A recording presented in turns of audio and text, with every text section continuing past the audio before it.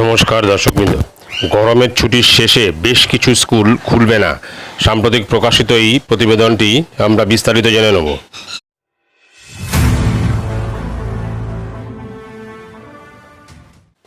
আর দিন দশেক বাকি, তারপরেই শেষ হচ্ছে রাজ্যের সরকার অধীনস্থ স্কুলগুলিতে গরমের ছুটি। কিন্তু 2রা জুন গরমের ছুটি শেষ হয়েও 3রা জুন থেকে বহু স্কুল খুললেও শহরের একাধিক স্কুল ওই দিন খুলবে না বলেই জানা গিয়েছে। কারণ স্কুলগুলিতে থাকবেন কেন্দ্রীয় বাহিনীর জওয়ানরা। কেন্দ্রীয় বাহিনী কবে যাবে তা এখনও নিশ্চিতভাবে জানা যায়নি। সেই কারণেই স্কুল খুলতে হতে পারে দেরি। শাখাওয়াত মেমোরিয়াল গার্লস হাই স্কুলের প্রধান শিক্ষিকা পাপিয়া নাগের কথায় 3 তারিখে স্কুল খোলা সম্ভব নয়। কেন্দ্রীয় বাহিনী চলে গেলে 7 বা 8 তারিখ আমাদের স্কুল খোলা হবে।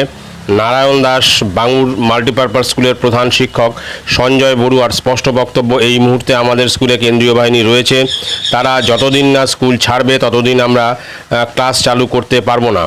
চেতলা গার্লস হাই স্কুলের প্রধান শিক্ষিকা সত্যবতী নাটকারের একই বক্তব্য। তিনি বলেন, কেন্দ্রীয় বাহিনী থাকলে তো বাচ্চাদের স্কুলে আনতে পারবো না। 2 কোম্পানি অর্থাৎ 200 জন সিআরপিএফ জওয়ান থাকবেন আমাদের এখানে।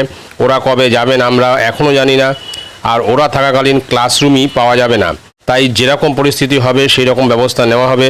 শ্যামবাজার পার্ক ইনস্টিটিউশনের প্রধান শিক্ষক সুপ্রিয় পাজার কথায়, কেন্দ্রীয় বাহিনী স্কুল ছাড়তে 4-5 তারিখ হয়ে যাবে। তারপর স্কুল পরিষ্কার করতে হবে। তাই 3 থেকে স্কুল খোলা সম্ভব নয়। তবে কেন্দ্রীয় বাহিনী থাকায় স্কুল না খুলতে পারলে বা স্বাভাবিক পঠন পাঠনে অসুবিধা হলে বিকল্প পথের কথা ভাবছেন কয়েকটি স্কুল কর্তৃপক্ষ, যেমন বেথুন কলেজিয়েট স্কুল। ভারপ্রাপ্ত প্রধান শিক্ষিকা শবরী ভট্টাচার্য জানিয়েছেন যে পুরো স্কুল বন্ধ রাখা হবে না। তাই 3রা জুন থেকে একদিন নির্ধারিত কয়েকটি শ্রেণীর ছাত্রীদের আনা হবে, পরের দিন ডাকা হবে অন্য শ্রেণীকে। আবার স্কুল খুলতে না পারলে অনলাইন মাধ্যমে পঠন পাঠন চালিয়ে রাখার সব পরিকল্পনা রয়েছে চেতলা গার্লস হাই স্কুলের প্রধান শিক্ষিকার। সত্যবতী দেবী জানিয়েছেন, গরমের ছুটিতে বেশ কিছুদিন অনলাইনে পঠন পাঠন চলেছে। গরমের ছুটির শেষের পর স্কুল খুলতে না পারলে আবার অনলাইনে ক্লাস চালু করে দেওয়া হবে। অর্থাৎ স্কুলগুলি 3 তারিখে না খোলার মধ্যে বিশেষ যে কারণগুলি রয়েছে তার মধ্যে একটি হলো যে স্কুলগুলিতে থাকবেন কেন্দ্রীয় বাহিনীর জওয়ানরা। কেন্দ্রীয় বাহিনী কবে যাবে তা এখনও নিশ্চিতভাবে জানা যায়নি। সেই কারণে স্কুল খুলতে দেরি হতে পারে।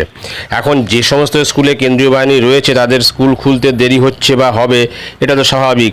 আবার পাশাপাশি শেষ দফার ভোট রয়েছে বা শেষ দফার ভোটে যে সমস্ত স্কুলে বুথ হবে সেই সমস্ত স্কুলে কিন্তু 1 তারিখে ভোট হয়ে যাওয়ার পরে 2 তারিখ কিন্তু রবিবার।